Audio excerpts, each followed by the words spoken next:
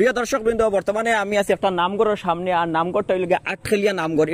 এটা হইল গিয়ে একটা হিস্টোরিক্যাল নামগড়। আর দেখো আমরা বরাকবেলি মানুষ হয়তো নামগড় খালি নাম শুনছেন কিন্তু দেখছেন না। অনেক মানুষে যেবা যারা আপার আসাম আইছেন তারা জানবা এই বিষয় লইয়া, কিন্তু ম্যাক্সিমাম মানুষ এই বিষয় লইয়া জানেন না। তো চলো আজকে আমরা এই নামগড়ের ভিতরে যাইমু এবং এই নামগড়ের হিস্ট্রি আপনার একটু জানানোর চেষ্টা করবো গিয়া। চলো।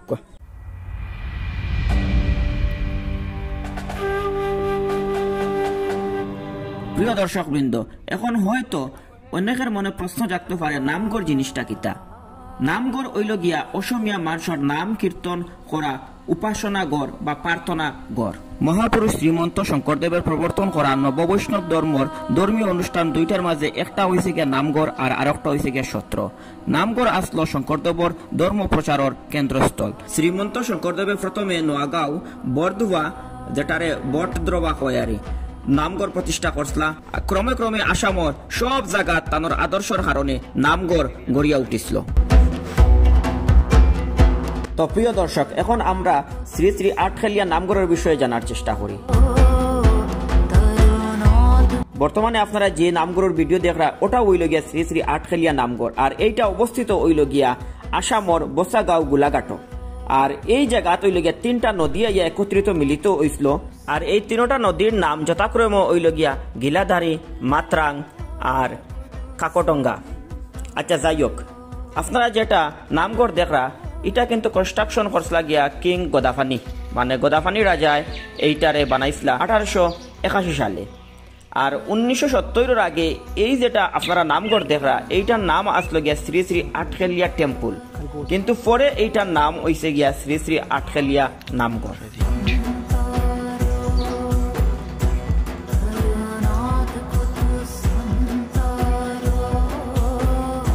প্রিয় দর্শক, আমি কিন্তু আমার জীবনের প্রথমবার কোনো নামগড় দেখছি এবং নামগড়ের ভিতরে ঢুকছি। আপনারা যদি জীবনের প্রথমবার নামগড় দেখিয়ে থাকেন তাইলে কমেন্ট করে জানাইবা। আর আমি জানি অনেকে নামগড় দেখছ, কিন্তু এর লাগি আমার কইবা না তুমি তো জীবনের পয়লা দেখছো তার লাগি ভিডিও বানাইটা।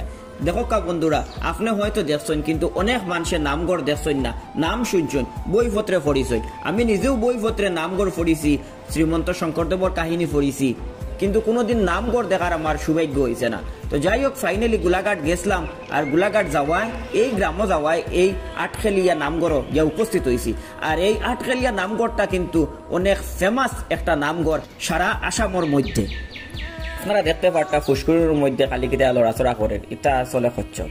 তো এই ফুসকুনিত অনেকগুলা কচ্ছপ আমি দেখছি।